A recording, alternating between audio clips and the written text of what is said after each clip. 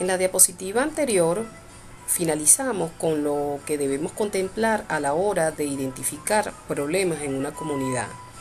En las siguientes diapositivas vamos a abordar lo que tiene que ver con la formulación, cómo redactamos los problemas, y un aspecto bien importante que requiere de suma atención e interés es la forma en que vamos a priorizar los problemas.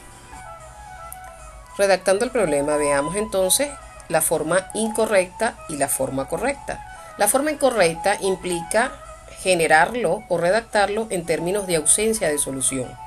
Falta de escuelas, no hay escuelas, algunos miembros de la familia no tienen trabajo, faltan repuestos, no existe un generador local de energía eléctrica. Ahora veamos cuál es la forma correcta. Incremento de la población infantil no escolarizada, alta tasa de analfabetismo infantil, insuficientes ingresos de la familia para cubrir sus necesidades básicas, inadecuado funcionamiento de equipos, limitada provisión de energía eléctrica. Fíjense que pueden establecer las diferencias en la forma de formulación. Entonces tenemos palabras claves: incremento, insuficiente, limitado, alto. A partir de las siguientes láminas voy a requerir mayor atención por parte de ustedes. En las anteriores hemos manejado conceptos básicos y sencillos. No por ello quiero decir que las siguientes diapositivas entrañan demasiada complejidad o dificultad, mas sí requieren atención porque implica el proceso de cómo vamos a priorizar una vez que tenemos un listado de necesidades. Si bien hay muchas herramientas, vamos a trabajar con dos formas de hacerlo, ¿no? El siguiente ejemplo que nos va a permitir ilustrar para efectos didácticos es de la Facultad de Ciencias de la Educación.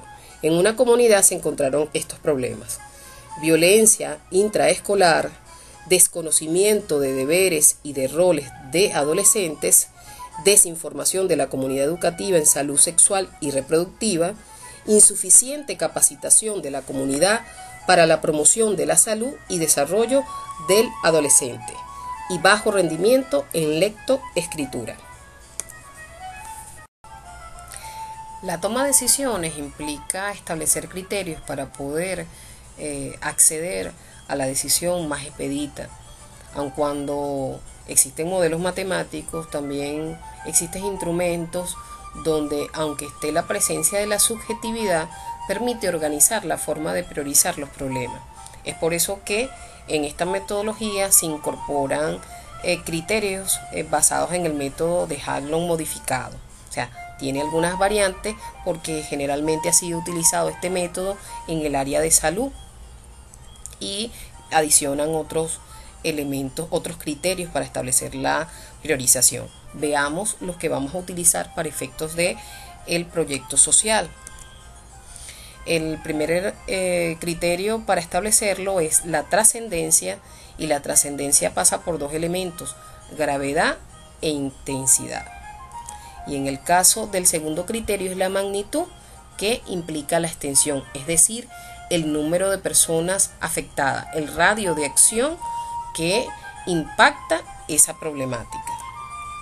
Y el tercer criterio, que es decisivo, es la posibilidad o no de para la comunidad resolver los problemas mediante el abordaje de esa problemática.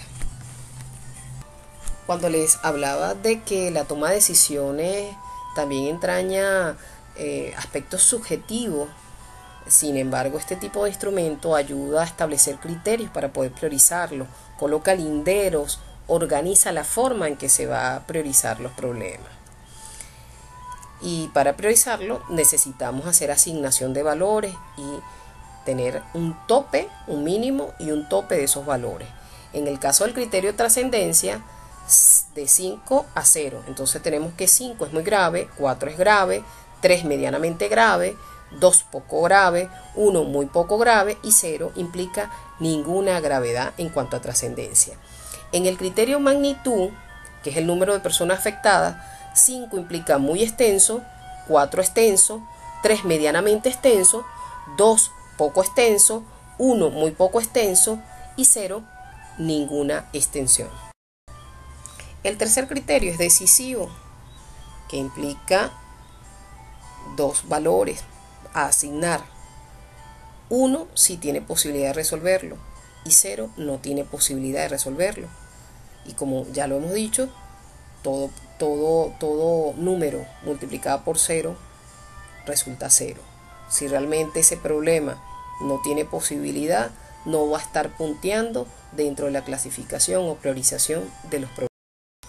En la siguiente tabla vemos todos los elementos que hemos ido acumulando.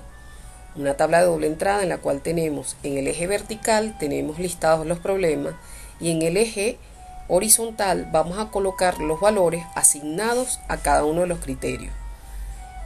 ¿Cuáles son los criterios? Los que ya describimos anteriormente. El criterio de trascendencia, que implica la gravedad o efecto del problema sobre la población. El segundo criterio es el de magnitud, la extensión o el número de personas afectadas. Y el criterio de vulnerabilidad, que me da la posibilidad o no de resolver el problema. ¿Para qué hacemos esta tabla? Para poder establecer la fórmula que me permita identificar el problema prioritario. ¿Cómo lo hacemos? Sumamos los valores del criterio de trascendencia más los valores del criterio de magnitud por el criterio de vulnerabilidad. Como ya sabemos, el criterio de vulnerabilidad tiene dos valores, 1 o 0. Todo número multiplicado por 0 da 0. Esto quiere decir que si no puede resolverse, invalida la posibilidad de que ese problema pueda puntear en la priorización de los problemas. A manera de ejemplo, tenemos en la siguiente diapositiva la tabla con todos los datos registrados. En el eje vertical tenemos listados los problemas y en el eje horizontal tenemos la adjudicación de los valores en cada uno de los criterios. ¿De dónde provienen la adjudicación de los resultados? Ya tenemos la clasificación de categoría de cada uno de los criterios. Sabemos qué significa 5 para un criterio de trascendencia y qué significa 5 para un nivel de el criterio de magnitud.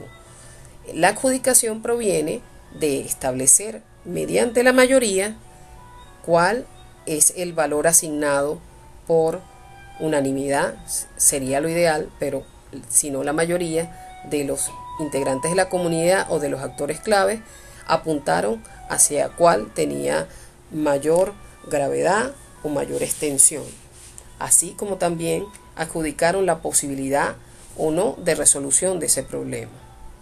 Una vez que se establece la sumatoria y la multiplicación de los criterios del total de el criterio de trascendencia y magnitud por el criterio de vulnerabilidad, tenemos entonces la identificación de cuál es la priorización del problema, cuáles de todos los problemas es el más prioritario.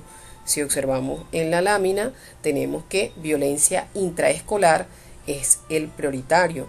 Le siguen desconocimiento de deberes y roles de adolescentes, insuficiente capacitación de la comunidad para la promoción de la salud y el desarrollo del adolescente, luego bajo rendimiento en lectoescritura y por último desinformación de la comunidad educativa en salud sexual y reproductiva.